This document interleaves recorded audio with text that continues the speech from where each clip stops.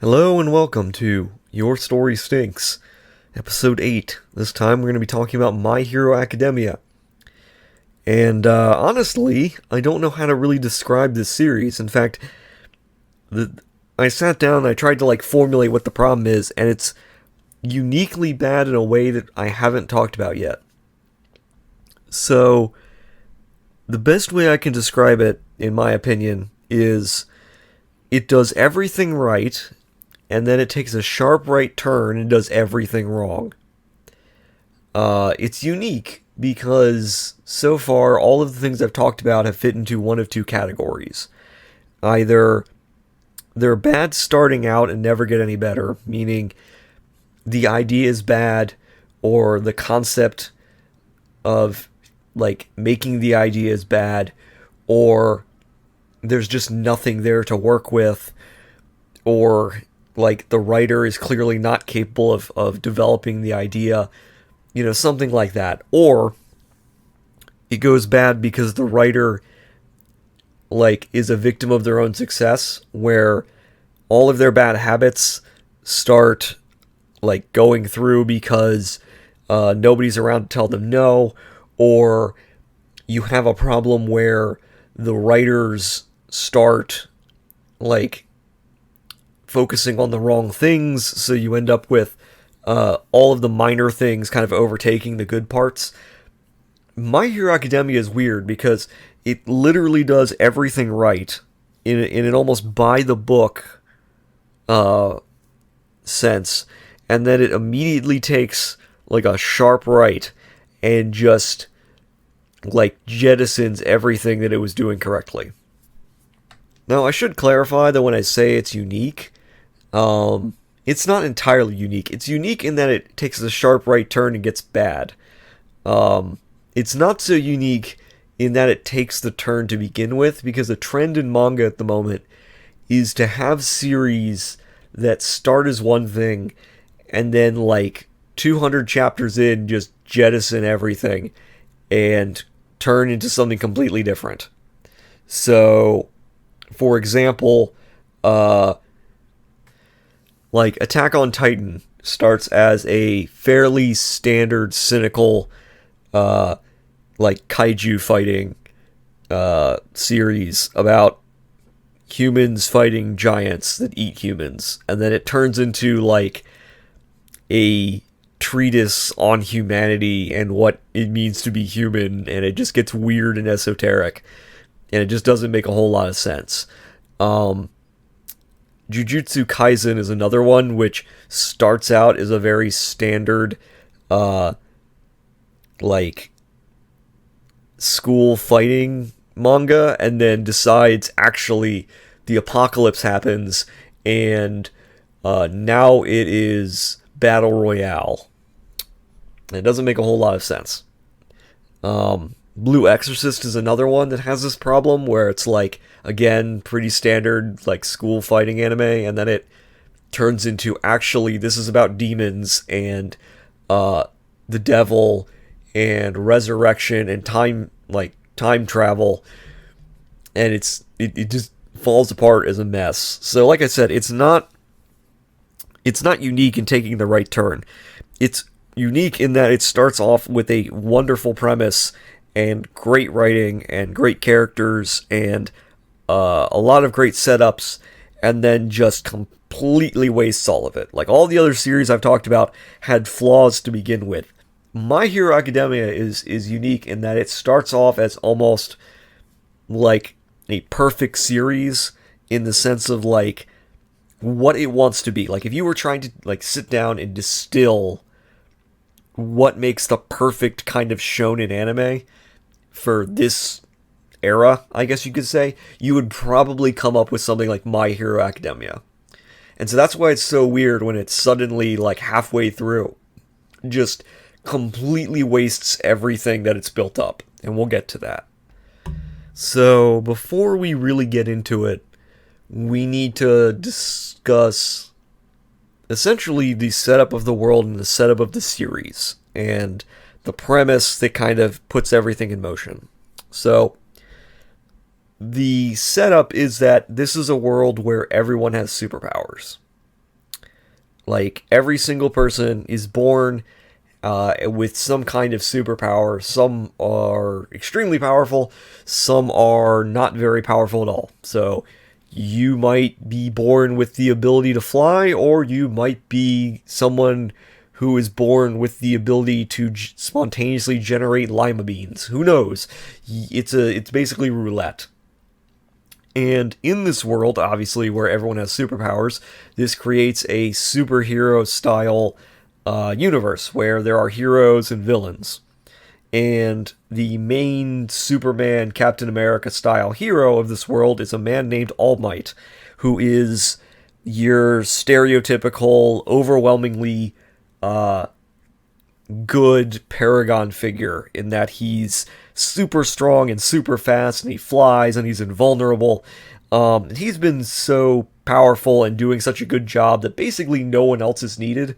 I mean, there are other heroes, but basically All Might, for like 2 decades, has basically saved everyone to the point where everyone's just kind of used to him doing everything, because he always has, as far as anyone can remember. And into this world is born Izuku, who is our main character. And his deal is that he doesn't have a power. Which is weird. It's not what's established is that it's not entirely strange, but it's become so uncommon that it's unique. So it didn't used to be unique. There was a time when there weren't too many people with powers, and then over like 3 generations, it became completely normal for everybody to have powers. So Izuku is one of those people who doesn't have powers. He is quirkless, because every power in this world is called a quirk. And basically, he's a weak otaku who is obsessed with All Might, who is obviously like the Superman figure and his inspiration.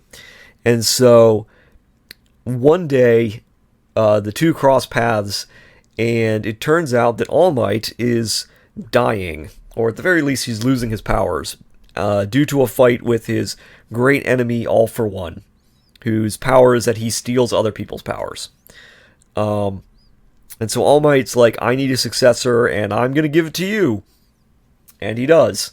And this kind of sets up, your very stereotypical, very paint by numbers, I guess you could say, series, where you have a very clear arc of, here is a person without powers, he wants to be a hero, he is given powers, and now he can embark on his journey to, be a hero and learn about what it means to be a hero, and, fight for goodness and, overcome adversity.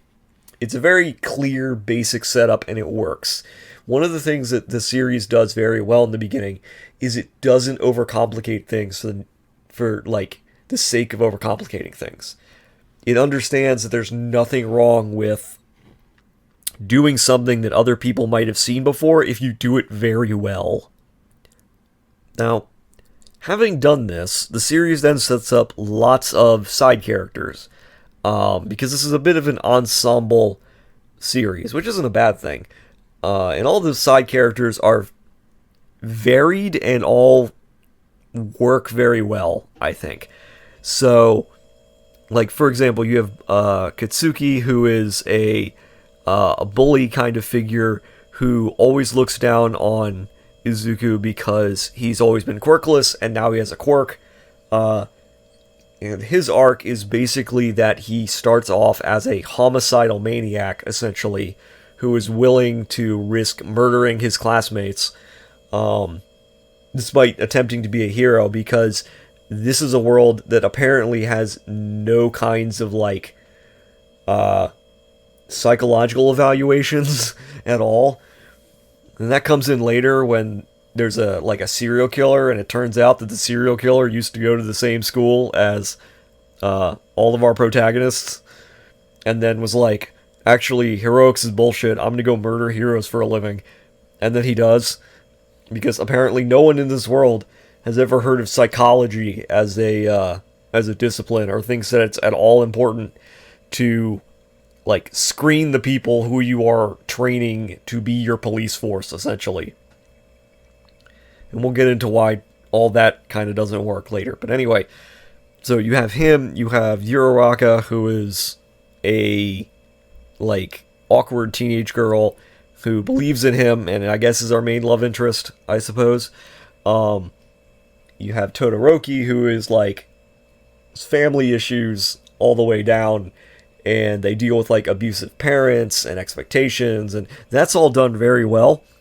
Coming from somebody like myself who has dealt with similar things to him, and similar pressures and similar lived experiences, the writer conveys the emotions about, like, abuse and acceptance and moving forward very well, in my opinion.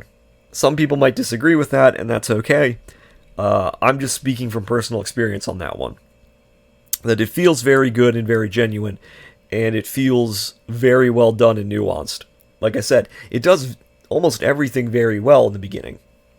Now, one thing that you might have noticed from the title is it's called My Hero Academia, which means this all takes place in a school. Now, that's not really surprising because lots of manga takes place in schools, because that's their, like, target demographic. So you might as well set it in something familiar. But there's another reason, and the reason is that it creates a very simple setup and progression. Because it's a very easy way to convey that time is passing without having to do time skips. So, for example, a school year is a very good way to kind of, like, set up an arc of development, because you can clearly see the different points where a character has progressed. So, like, there's a term, and then there's the finals, and then there's, like, events, and then, you know, you have the full year, and at the end of the first year, you're like, oh, you know, look at how far we've come, and then you do the second year and the third year. Very few series does all 3 years. But it is a very clear, direct, easy way of structuring your story and creating events and things that make progression easier, I guess you could say. Like, it's very easy to be like, hey, this is happening, and then, like, in 2 months, we move ahead to the next big event in the school year, and you don't need to do a time skip, because you can just, like, move from event to event, and it feels gradual while also moving the story along. So this is a good setup, is what I'm saying. Now, we have to talk about the villains, because there's lots of villains in this series. The main villains are the League of Villains, who are all various misfits, anarchists, people who don't fit into society. They are led by, I'm going to pronounce this wrong, I know it's Shigareki, I want to say his name is. It's Tamura. I never know how to pronounce any of these names. I'm terrible at pronouncing names. So I'm not sure why I'm trying to pronounce all these names of, like, Japanese people who I can't pronounce. Anyway, and his whole thing is he wears hands and has a, like, disintegration quirk and murdered his family that way. And there's others. There's, like, guys like Twice who have split personalities and copies himself. There's Dabi, who spends all of his time burning people and has, like, a complete psychotic anarchist bent to him. There's Himiko, who thinks murder is love. You know, there's all these characters who clearly don't fit in society. And what the series is trying to, like, contrast is people who fit in and people who don't. Like, there's a running theme in the series of society is unfair, and, you know, a lot of society talks about being unique, but they don't actually prize true uniqueness, because anyone who is truly unique is dangerous or threatening or needs to be, like, isolated from everyone else.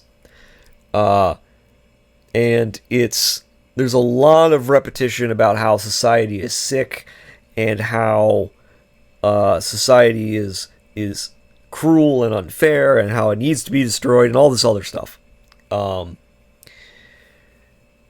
So a lot of this is not particularly groundbreaking. And it all kind of works in the beginning because you're working in like the assumption that, okay, they're in their first year, they're going to discover everything that's wrong, and then they're going to slowly have to confront this and kind of like learn to compromise or fight against like the way society is. Like that's normally how these plots go. Because you have a clear arc. Like, you have the innocent phase where they think society is great, and then they become adults, and they learn more and more that society is not all that great all the time, and, you know, how do they cope with that? And that creates conflict and change and development in the characters. And again, you have 3 years to work with.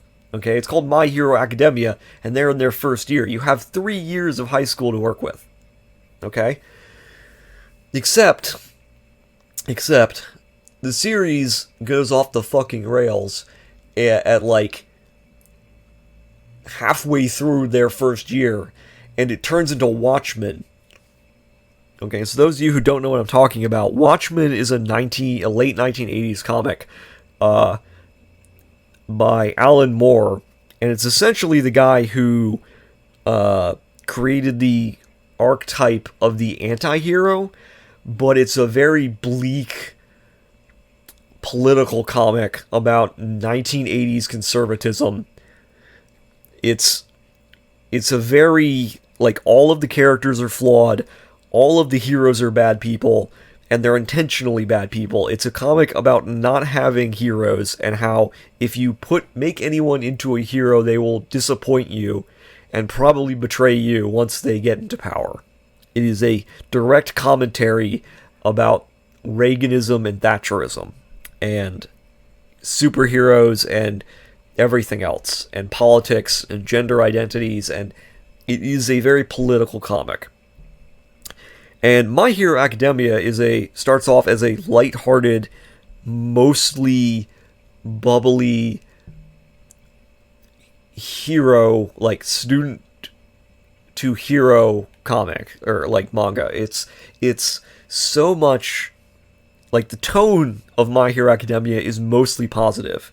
Like, there's negatives and there's harshness and there's tragedy, but the overall feeling of the comic is hopeful and inspiring.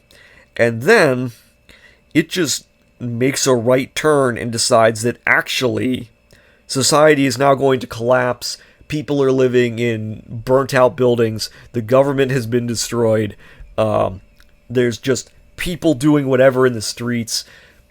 Like, Japan has been turned into no man's land. From like DC Comics, in like the No Man's Land comic in DC, where essentially Gotham City is isolated from the rest of the world and left to its own devices. You know, like, All for One takes over essentially and turns into a demon lord, and everything, like, people are in shelters. There are artificial human beings running around murdering people. Like, everything just hits the fan. Like, 6 months into their first term, which doesn't make any sense, because this is not how you do this. Like, this is not how you structure your series. Because what this means is that 6 months into, like, their first year of learning how to be heroes, they are now on par with most of the pro heroes in the world. In fact, they are better than or on par with most of the professional heroes that they are dealing with, which begs the question, why are they in school, first of all? And for that matter, why are you in a school at all? Because heroes in this, like, this is like a super libertarian society where there aren't really, like, police or military. Like, there are police, but they don't use their quirks. And there isn't really a military in the world because everyone just uses superheroes. Like, why would you need a military or guns or anything else when you're employing people who can lift buildings and stuff. Like, what's the point? But the problem is that all of these heroes are private contractors. They're not like employees of the state. They're not like educated by the state. They're not they're licensed, but they're not really like there's no structure to it. Everyone just kind of does their own thing, and they're all paid privately. So you have this like libertarian system where all of the heroes in the world, when times are good, are there, and then when times aren't good, they basically all just retire and leave the force. And so there's this huge feeling all of a sudden of, actually, when the chips were down, all the people that were supposed to protect you just failed and just gave up on you and left you to the wolves. Which is where I get to the Watchmen problems, because a series that is focused on at first on lighthearted school interactions doesn't really work well when you suddenly switch to it's the apocalypse and everything is collapsing. Which is where I'm going to start getting into politics all of a sudden, and specifically Japanese politics, which I don't know too much about, and I'm going to be speculating on. So if I get some things wrong, fair warning, this is just my interpretation of what I think the author is trying to say. Now, for those of you who are super aware of manga, politics is not a stranger to it. In fact, there's always been politics inserted into manga since it was created, basically. I mentioned earlier Attack on Titan, and Attack on Titan is fiercely nationalistic to the point where the author might be a fascist. The author is very clearly a Japanese nationalist who, in his work, openly spits on, things like Christianity, foreigners. He spends a lot of time focusing on, what it means to be part of, what it means to be human, and when can you no longer be considered human. It's a very right-wing work. My Hero Academia isn't that far, but it feels like it's written in the similar climate and by a guy who is not unfamiliar with a lot of these topics and ideas. So, here's a good example. The League of Villains ostensibly are the bad guys. But the problem is that the author can't seem to decide if they're sympathetic or not. So, one thing you don't want to do when you write fiction is you don't want to write it so that your protagonists seem like they're always, you don't want to put the villains and the protagonists on the same plane. That doesn't mean the villains can't be, correct about things. It doesn't mean the villains can't have a point. But there has to be something where it's clear that the villains are, if they're not in the wrong, then they're doing it the wrong way. So, for example, the reason why someone in, say, Final Fantasy, Sephiroth, is bad is because his idea of compassion is murdering everyone. If I murder everyone, then they won't be alive, and if they're not alive, then they won't suffer. So what I'm really doing is a mercy. What he's talking about is genocide. Okay? What he's turning about, well, not really. So what he's really talking about is omnicide, where you just, murder everything, then nothing will have to suffer anymore, and as you see, I am the hero. That is a villain. He's a villain, and he's clearly portrayed as the bad guy, despite the fact that he ostensibly has a good intention through his villainy. The problem in My Hero Academia is that all of the villains are portrayed as though they're not horrible people. So here's a good example. Twice is portrayed as this person who is who has multiple personality disorder because he copied himself so many times that he didn't know who the original was. That's a problem, obviously, and it causes him to freak out, because what if he's a clone? What if the original is dead? Like, he doesn't know, and he's afraid to find out. So he's constantly covering his face so that he can keep himself in control, so he doesn't keep dividing himself, basically. But the problem is that like when they talk about, oh, you're just a guy who didn't fit into society. It's like, no, you got into this situation because you decided to be a crime lord.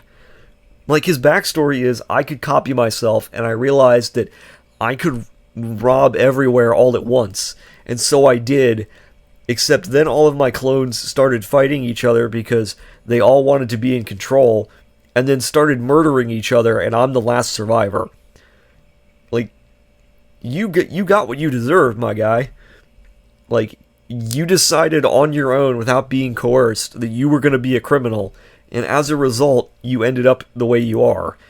Like, Himiko is a teenage girl whose quirk is that when she drinks blood, she can turn into the person whose blood she's been drinking, which then develops into her being able to use the quirks of people whose blood she drinks. Which, okay, that's kind of weird. That, you could do something with, okay, this person has a weird quirk, and, a quirk a lot of people are, like, sketchy about, because there's talk with one of the characters who has mind control powers about how his quirk is seems villainous, and you can go, okay, so this is a society that judges people based on their quirks. But the problem is that Himiko Toga's flaw is that she thinks murder is love. And she is a serial killer who murders men, basically, who thinks that pain is an expression of affection, and she is never hornier than when somebody is bleeding to death. And the series seems to try to portray this as though she's getting an unfair shake. As though society is not, like, conforming to her, like, needs. Like, her needs of murdering lots of people. Like, every time I see her, and every time, like, the series, which spends a lot of time on her and on, like, her affections and how messed up they are, like, but it portrays it as though this is her fighting to be considered normal, and how other people's normal is, like, unfair, and it's like, cool backstory, still murder. Like, sorry, you murdered lots of people. Like, maybe you could get behind this if you weren't, like, a serial killer. It'd be like asking if Ted Bundy got an unfair shake. It's like, no, he didn't. Like, it's one of the problems with the League, where every member is, like, a mass murderer, and so none of them really feel sympathetic because they're all mass murderers.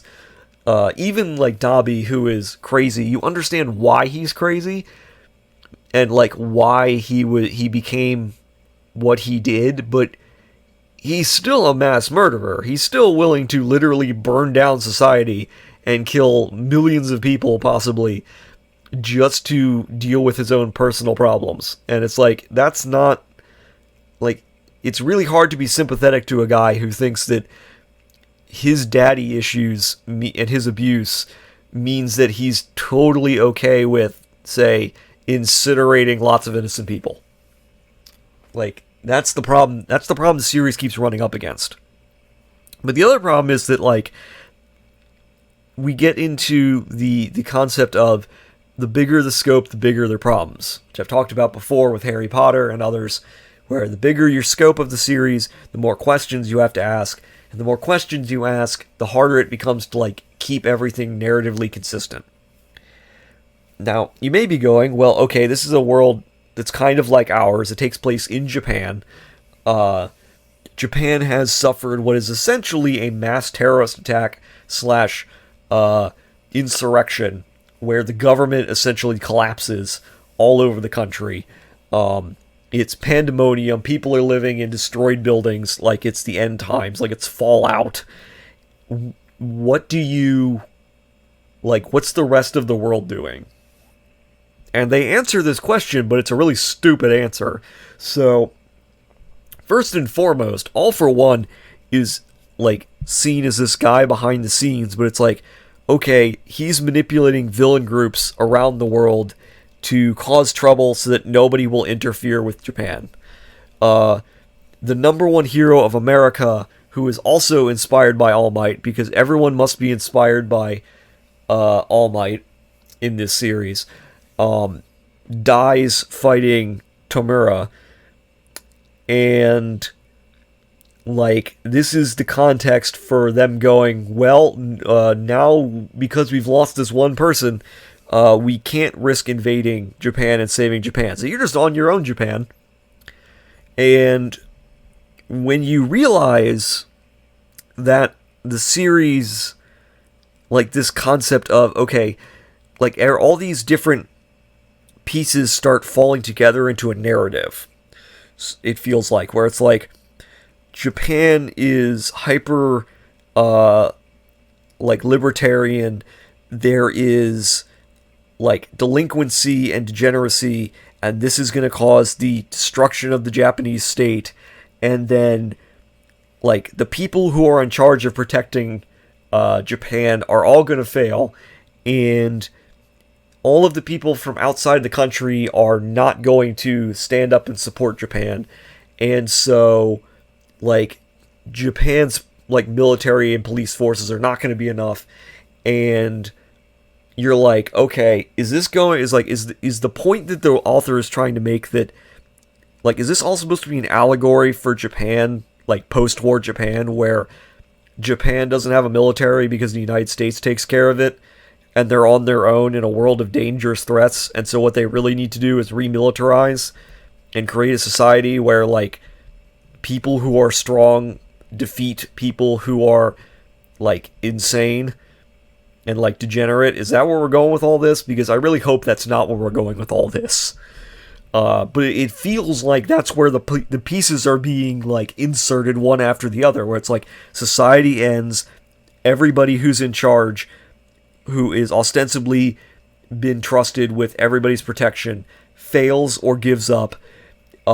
The only people who are willing to do it are this new generation who can pick up the torch, who are better than all of the people who came before them. The rest of the world has abandoned Japan. The only people who can save Japan are the Japanese. It's like, it feels very far-righty, I guess you could say. It starts to feel very awkward. It starts to feel very fascist in a sense, like, not as fascist as, like, Attack on Titan, but close. In fact, one of the things that started making me feel this way was the arc with the Yakuza. So there's an arc where our heroes start dealing with the Yakuza, and the Yakuza have developed a new street drug, which allows them to cancel the quirks of people who are injected with it. So there's, like, two drugs. There's one which enhances the quirks of whoever takes it, which basically is like roids for superpowers. And the other one is one that damages quirks so they can't be used. And ostensibly, the mafia boss is like, the old ways have failed us, and we need to embrace new ways, and we need to, like, take over Japan and clean up the trash. And he's all very, like, talks in terms of, like, genocide. And then he loses, and he keeps going, like, I need to go talk to the boss. I need to tell him that the old ways were better. And it's like, the old ways? What old ways? Do you mean, like, the old Yakuza ways of being, like, gangsters? Like, because they're still crime lords. But is this, like, meant to be an allegory of Japan needs to go back to, like, the pre-war identity of, like, Japanese nationalism? Because on its own, you wouldn't think that way. But then you see all of this other stuff, and you're like, are these signs that the author is trying to send? Like, I hope I'm just paranoid. Like, I hope I'm, like, getting this completely wrong. I hope I'm, like, totally off base, and that's not what he's trying to signal. But every time a new chapter is released, it starts to feel this way. It starts to feel like the author is trying to use this series as like an allegory. Like halfway through his series, he was like, never mind, I want to make this into a political statement about the nature of Japan's place in the world. Like, it's almost like it's just so on the nose. It feels like it's so on the nose. I hope I'm mistaking it. Like, I hope that it's so on the nose that I'm wrong and that I'm misunderstanding it because it's so on the nose. I don't know if that makes a lot of sense, but it feels like something where the joke is so obvious that you can't possibly be telling the joke. It's similar to like that feeling. And the real problem that kind of cements all of this and why I'm spending so much time talking about it is there's an arc in this series that focuses entirely on the villains and their plans and development. Like, all of a sudden the series just stops focusing on our protagonist heroes and cuts to the villains being villains. So the Villains Alliance comes together and they're like, we need more power and money and things. So they take on this group called the Quirk Liberation Army, which are basically just anarchists, although they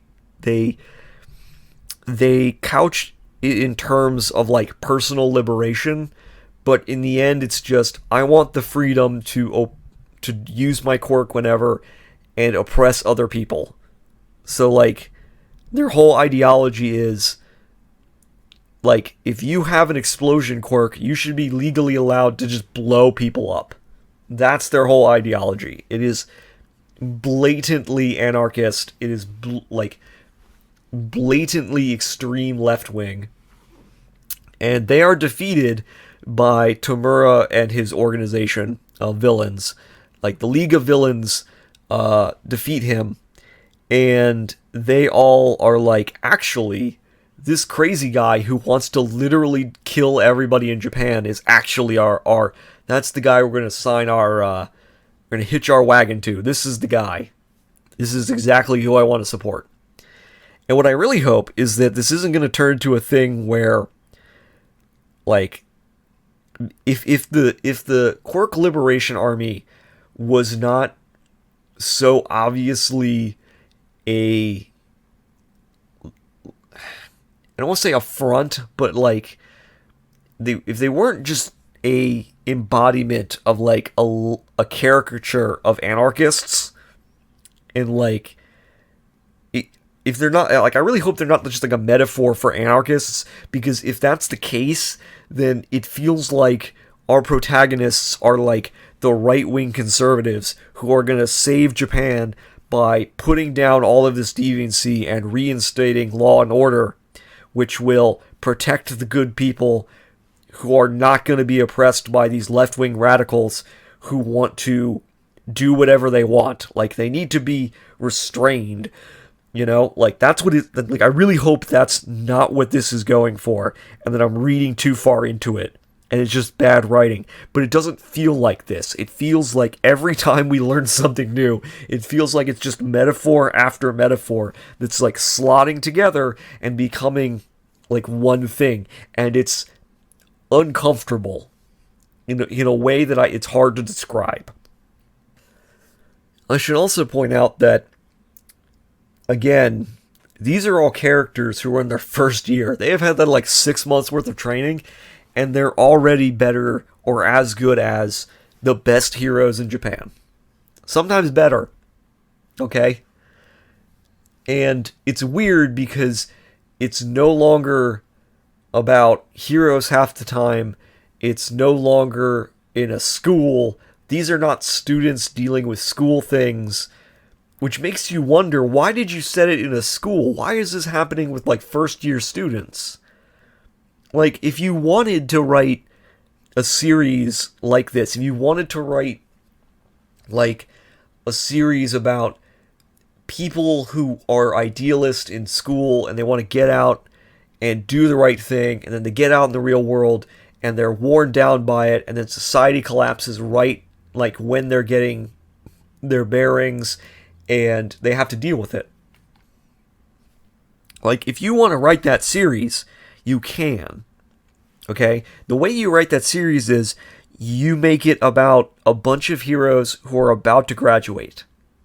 You make it about, like, in 6 months, we're going to graduate from high school, and we're all going to be pro heroes, and we're going to deal with it. And then they all get to, like, as their last semester is wrapping up, and they're all kind of, like, saying goodbye to their old lives, the end times occur. Like, a sudden disaster happens, and like villains come out of nowhere, and the peaceful life that they expected has been completely thrown into the wind, and they have to all kind of deal. And as they're thrown into this world, they learn that the idealism was a facade, that most of it wasn't real, and that they were kind of living a lie, and they have to decide whether or not they're going to become extremely cynical or maintain their optimism.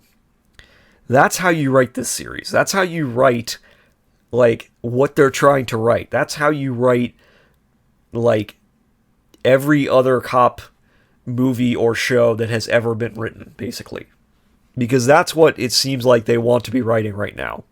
So for those of you who don't know what I mean, a lot of cop movies from, like, the 1980s had this same structure of, like, you start out and they're in the academy and they're all, like, idealistic, and then they get out on the streets and the streets are rough, man, and there's all this crime and they get worn down because the rules keep getting in the way and letting criminals off the hook, and they don't know what to do. And then the movies either turn one of two ways. Either you end up in a Charles Bronson Death Wish movie where the main character just goes, I need to murder people because I'm a loose cannon cop and I'm just going to kill lots of people who don't look like me because the system has failed us. Or you end up in a, like, tragedy where the cop tries to do things by the book to get the main villain, and he succeeds, but it costs him his life, and everybody uses him as, like, an inspiration to do the right thing in the future. Like, that's the two paths you can take with this storyline. It doesn't make sense to take, like, half of a, like, slice of life shonen hero, like, school manga and graft it onto what is essentially an 80s cop movie and throw it out into the wilderness. Like, it feels like Watchmen set in high school, which is weird because it shouldn't. Like, Watchmen has its flaws, and it's like an expressly political comic. It is not afraid to be political and be explicit about what it believes. This feels like it wants to be that. Like, it wants to be like a Watchmen level political comic, but it's afraid to do that, or it doesn't know how. Like, it feels like it did everything right, and then the writer, for reasons that are unknown to all of us, decided that now is the time for him to begin espousing his political beliefs. That's what it feels like. And I really hope I'm just completely wrong and reading too far into this, but it's really hard not to, like, it's really hard not to do that when you just keep seeing more and more of it everywhere. And it doesn't match the vibe. Like, you would not be able to sell people on this series if you told them it's a right-wing propaganda piece involving Japan's place in the world using the metaphor of an unjust society with superheroes. Like, you would not be able to sell this to people. Like, that's the whole concept behind why this series is marketed on being, like, fun and bright colored and, bubbly, and these are, kids, and they're enjoying themselves, and they're, like, they're gonna become heroes. Like, life is gonna be good. And then the series is like, actually,